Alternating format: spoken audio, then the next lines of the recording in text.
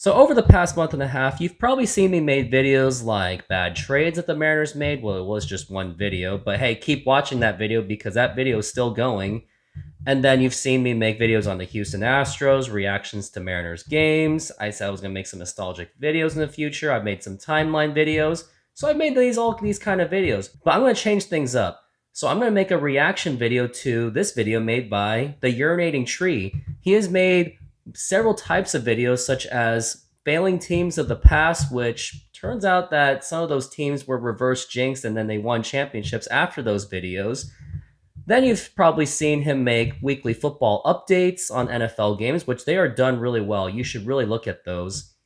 And then you've seen like baseball, hockey, and basketball. And the other thing I really do like about his videos is I do like that he puts all these musics and soundtracks and sounds from video games and movies, and he blends them all together, making it feel like that he does connect with his audience really well. So this video that I'm reacting to, he made one about the Seattle Mariners and their, quote, failing legacy, which it is true. And this video was done up from 1977 all the way up to 2019 at the very least. And there's an interesting story with this video. So I was actually partially part of the development of the video. I gave him some of the biggest key points of the Mariners' history, and he did go from there, and I did kind of influence him to say some parts of the video. I'll let you know when I influenced him on those parts of the videos. So yeah, I helped him with some scripts and pointers to put out, and when he made it, it was pretty good. I really liked it. I was not disappointed one bit, and this time I'm going to pay back the favor by making a reaction video of his video. And before we get started, please make sure to hit that like button, subscribe to this channel, and hit that notification bell if you want to see more content going in the future. You never know what you're going to get. So let's get started. The Mariners are a sinking ship, and we are merely witnesses as the passengers drown in the sea below. What peril struck this ill-fated vessel? Well, a lot. What does that mean? It means buckle your seatbelt, Dorothy, because Kansas is going bye-bye. Seattle is introduced to Major League Baseball with the Pilots, a team rushed to fruition thanks to a Missouri senator being triggered by the A's moving to Oakland. Oh wow, the Oakland A's. Now, here are some facts about the Oakland A's. They were actually in Philadelphia under the great Connie Mack, and they won some World Series there at the time. Then they went to Kansas City, and then went to Oakland, and that's where they've been since. And it sounds like they may end up going to Vegas. And there's another video by Urinating Tree that does explain about possible fate of the Oakland A's. Check out this video as well. The only thing of note they do is suck enough air to go broke thanks to being nowhere near ready for the big time. Things get so bad that they are bought by a used car salesman named Bud Selig and moved to Milwaukee before the next season. That was fast. I do like that part where he was like, that was fast. I mean, it literally was. The Seattle Pilots, they played literally one full season of baseball where their record was 64-98 and they tied a game. Yeah, they tied a game. But yeah, this season, 1969, was as disastrous as you could say out of any other expansion team. I mean, if you think like the Cleveland Browns had a disaster of a expansion season of 1999, go to the Seattle Pilots, where not only did they have a terrible season, they left straight for Milwaukee. Yeah, that was fast. Oh, Bud Selig, the eventual commissioner of baseball.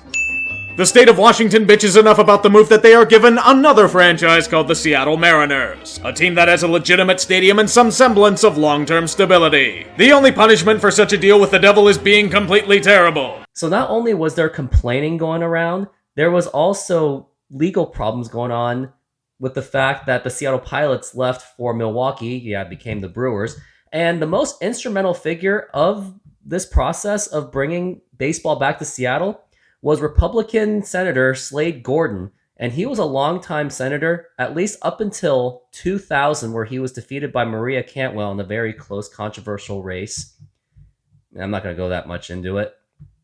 But yeah, he was a big part of bringing baseball back, and he almost tried to save the Sonics from leaving Seattle, too. For the next half-decade... Oh yes, the Mariners were that bad. Keep blowing, Lenny! It's not gonna make the Mariners less shitty! That was pretty much their only highlight of the entire 1980s, I guess. Guess what? I lied. Keep going. Oh, you were almost to 500, so close. I'll be laughing at your failure in the corner. Take this consolation prize from an elite talent named Ken Griffey Jr. He might not suck as much as you do. There was a lot of pressure about Ken Griffey Jr. joining the Mariners, like a lot of pressure. I heard that he even thought of suicide because of the stress of becoming the possible face of the Seattle Mariners. Nope, still garbage, even with the Griffey father and son duo. Maybe next time you'll bring fans into your stadium, right after they stop wallowing in self-pity. I mean, they were still rebuilding, but that at least during that time, they were at least making some kind of progress. So not only was Ken Griffey Jr. drafted, this is also the time when they brought Edgar Martinez, got Jay Buhner from the Yankees. What the hell did you trade Jay Buhner for? He had 30 home runs and over 100 RBIs last year. He's got a rocket for an arm. You don't know what the hell you're doing. They drafted Tino Martinez, and they even traded for Randy Johnson. And that was off of Mark Langston, who was a longtime Mariner in the 1980s. Congratulations, Mariners! You finally posted a winning season for the first time in franchise history. Unfortunately, your so-called hero Jeff Smullian is gung-ho on packing the team up like Sea-League did all those years ago. Regardless, a knight in shining armor comes to save the day. Nintendo? Mamma mia! Mamma mia! So I like that Urinating Tree slipped in that Mamma Mia with the Mario, and oh boy, yeah, that first above 500 record for the Mariners where they went 83 and 79 in the 1991 season. So the owner of Nintendo at the time, Hiroshi Yamauchi, he bought the Mariners, and here's the thing, he never showed up to a game ever. So as much as you can say what you want about Nintendo and their involvement with the Mariners, you gotta give him credit that he was willing to invest on a baseball team where they had no hope and you had no idea whether you're gonna make money off of it. Well, turns out he did, so good for him on that part. The news has your stock plummet and revert to typical ineptitude. Who the hell is Alex Rodriguez and why should I be comforted by this disaster? It was that 1992 season where the Mariners were supposed to contend for the playoffs. They went from 83 and 79 in 1991 to 64 and 98 and went back. But hey, at least it got Alex Rodriguez. Omar Vizquel just won a gold glove, but that Rodriguez kid is on the way. I know what to do. Trade him to the Indians. The Emerald City likes the smell of garbage players and cash better anyway. Oh, trust me. That move out of Omar Vizquel, that's the first of many tanking moves you're going to hear about the Mariners. And can you imagine if Omar Vizquel and Alex Rodriguez held the infield department? That would have been a stacked infield if you just had those two alone and Tino Martinez at first base and then whoever at second base, Brett Boone, actually what he was with the Mariners early, and I guess Joey Cora. Who knows? Who knows what could have happened? Well, the Mariners are forgettable enough that the local government doesn't give a shit about their plight and is cool with them fucking off. Years of failure with terrible attendance, a decrepit stadium, and Sisyphean rock pushing have led to a dire situation. The franchise is on the brink. Around 500 deep into August, there is no hope. Might as well fold and await the inevitable. Yeah, hope was pretty much down. Here's what you had. You had a stadium that was falling apart, which it literally did in 1994 when the tiles fell. And then you see Ken Griffey Jr. just getting hurt in the middle of the 1995 season, more like close to the beginning of the season. And during that time, they were barely just scraping by with the wild card spot. And it was pretty unclear if the Mariners were going to make the playoffs. Oh, and also, the state rejected the stadium by a narrow voting margin. So yeah, at the time, it really looked like the Mariners were going to be gone.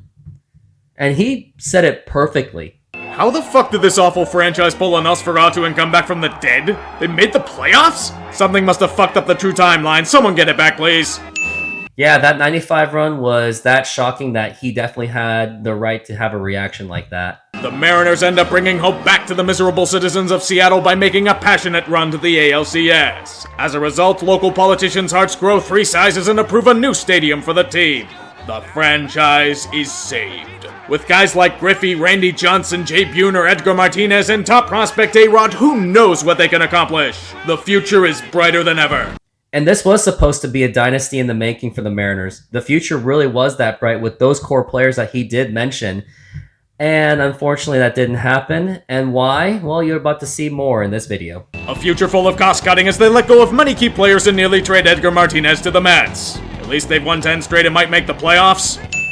I kind of crafted that for him where, yeah, The Mariners literally went on a purge. Like, we're talking like Execute Order 66 style purging of the Mariners. Execute Order 66. Where they traded away Tino Martinez. They got rid of Mike Blowers. They got rid of Andy Bennis and all these other key players for 1996. They proceed to punch their fans in the dick by losing 8 of 10 and failing to make the big dance. Surely this won't be a repeatable offense. I would sure hope that's not a repeatable offense of getting punched in the dick because, well, knowing as a Mariners fan, yeah, that's all I can say. And rather than watching the Mariners potentially win a World Series after that 95 run to capitalize on, we got to see the Yankees win a World Series thanks to trading away Tino Martinez to the Yankees for basically nothing. Oh, and Jeff Nelson. But there was one consolation prize that the Mariners did give out. We got this highlight movie called You Gotta Love These Guys. You gotta love these guys.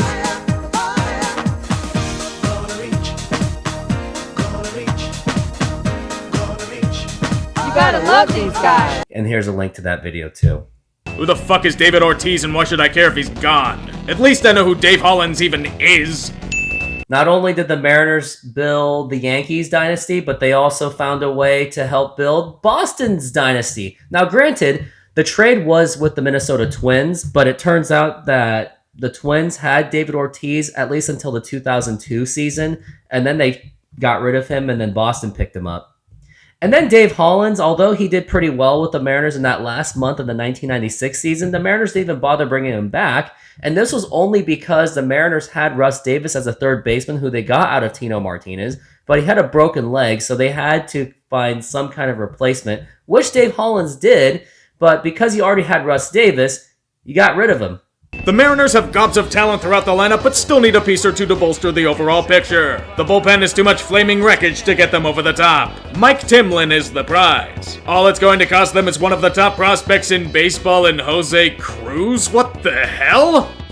It was a what the hell moment because, I mean, the Mariners didn't really have a choice but to, fix up their bullpen because throughout that first half of the 1997 season, although the offense was great and the starting pitching was really good, the Mariners kept blowing it in last-minute situations because you had Bobby Ayala just completely blowing it, and you also had Norm Charlton, whose ERA just ballooned way above 5.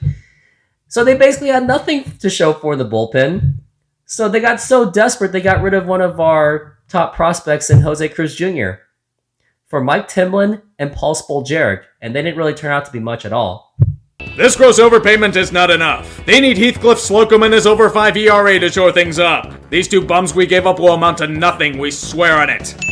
Those 2 bums turned out to be Derek Lowe and Jason Varitek. Derek Lowe would become a longtime pitcher for the Boston Red Sox, contributing to that 2004 championship, and Jason Varitek became that lone star catcher for the Boston Red Sox, who could have been a great predecessor for Dan Wilson. They pretend to prove this gross overspending right with a 90-win season.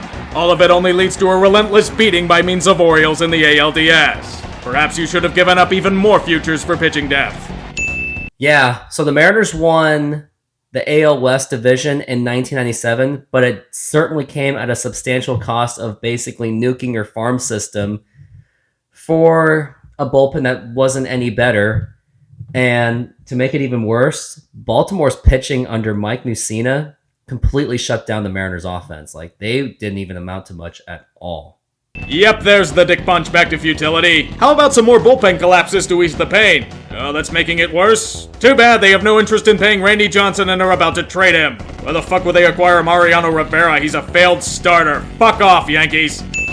Yeah, that was actually a thing, and I kind of did mention that to him as well, that the Mariners didn't want to repay Randy Johnson for his extension because Chuck Armstrong, Mariners president, was a prick. And he still had the bullpen that was just absolutely atrocious in 1997, going into 1998. When you put those 2 together, you have Randy Johnson demanding a trade, but he demanded the trade far before the season even started. And man, if I can do it again, I think I would have taken that Mariano Rivera deal over the deal that they got other than that. Say goodbye to the big unit, Seattle. He's off to Houston for some prospects. Maybe these Garcia and Talama sprouts can become something. And those prospects that the Mariners got out of the Randy Johnson trade, it was Carlos Guillen, John Halama, and Freddie Garcia. The good news is, Carlos Guillen at least turned into a decent player for the Mariners for the time being until he got better with Detroit. And then you had John Halama. He was okay, maybe for depth purposes, long time in the bullpen more kind of guy. And then you also had Freddie Garcia, who was really the real piece of that trade. He turned out to be a two-time All-Star for the Mariners. So I guess for that trade, it worked out pretty well. And then the Astros, they didn't even re-sign Randy Johnson after that because he went to the Diamondbacks. Look at this shiny new stadium for Seattle to enjoy. There won't be much else to cheer for as the team once again shits the bed and fails to do anything of note. Which is very true because in the 1999 season, it was the all as usual. Great offense, pretty solid starting pitching, and their bullpen led by Jose Mesa, absolutely atrocious. And it was like, why is Lou Piniella still pitching this guy? Because at least you had Paul Abbott and I guess Jose Paniagua. I don't know. But yeah, that 1999 season was another big disappointment. And that is it for now. And thanks for watching part 1 of this video. There will be another part coming real soon, so please stay tuned for that. And if you did enjoy this video and this channel, please hit the like button, subscribe, and hit that notification bell.